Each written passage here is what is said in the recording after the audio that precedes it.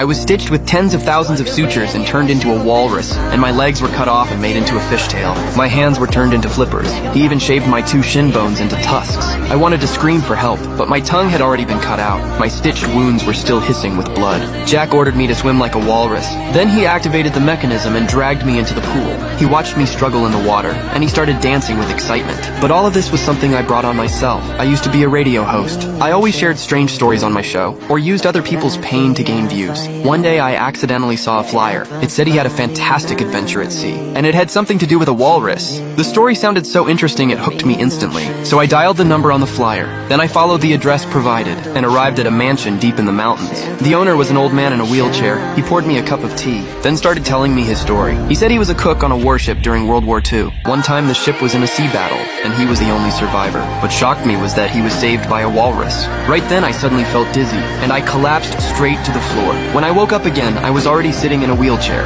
I felt my lower legs were numb, so I lifted the blanket and was terrified. He was sitting across from me polishing my leg bones and turning them into the tusks of a walrus. He lied to me saying, my legs were bitten by a venomous spider last night, and the situation was so urgent. He had no choice but to amputate them, but I did not believe a word he said. Then I found my phone in my pocket was missing. By dinner time he stopped pretending. He said he had a special hobby. He liked turning people into walruses, and I was the 17th lucky one. I panicked the moment I heard that. I never imagined something this twisted would happen to me. I started yelling that he was a maniac and a pervert. I tried desperately to scream for help, but he walked over and slapped me, and told me no one would be around for miles.